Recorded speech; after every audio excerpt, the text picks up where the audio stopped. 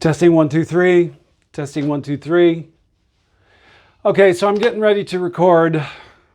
We turn the lights on in this room, got the screen going. Hopefully the sound, you can hear me. This is the bottom line. We're starting out a Monday. So good morning. It's Life Online.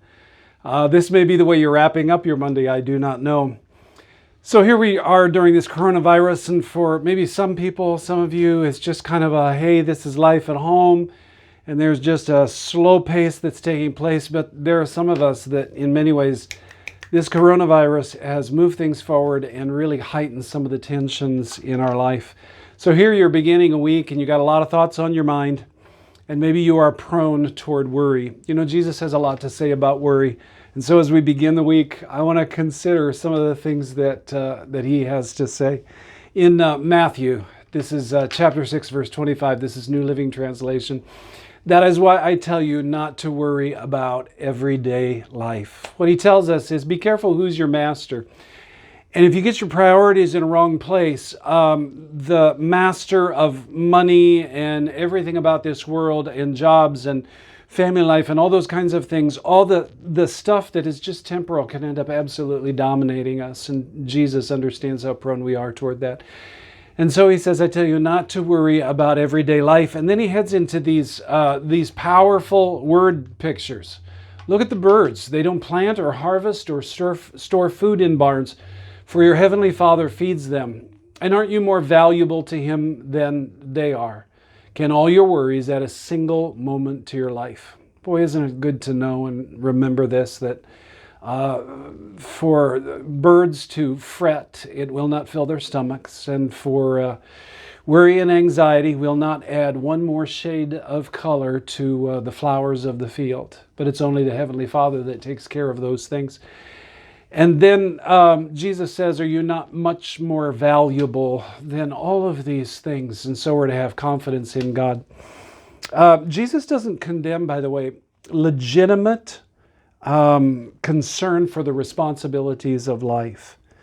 But rather, he condemns the continuous mindset that dismisses God's presence.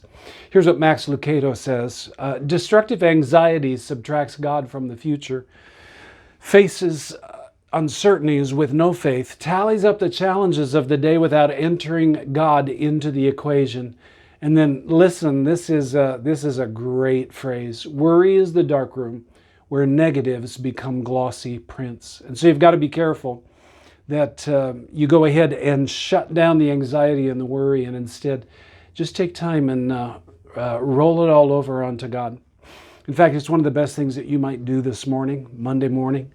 You're heading into what's maybe a busy week, or maybe it's kind of a bored week, but how are you going to face the challenges? Maybe you need this t-shirt. I kind of like this, ASAP. Always stop and pray. Psalm 37 would be a good one for you to go ahead and read the whole thing. We're constantly told in that psalm not to be worried. There are other people that seem to be having everything go their way. But in the end, the judgment of God will come. And in that, verse 7 is a powerful one. Rest in the Lord. Wait patiently for him. Rest in the Lord. Wait patiently for him. It was Martin Luther. This phrase is attributed. He said he had much to accomplish in the day, and so he spent an extra hour in prayer. I've also heard it said that he spent 3 hours in prayer because he had an especially busy day. Maybe you need to go ahead and take the things that would cause you to be anxious and worried about the day that's in front of you. And instead of holding on to those things, go ahead and just turn those over and drop those into God's hands.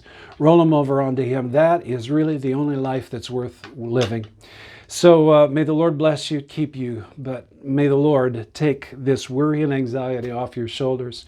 He's got a life of absolute confidence and trust where you lean into God and not into all of your abilities.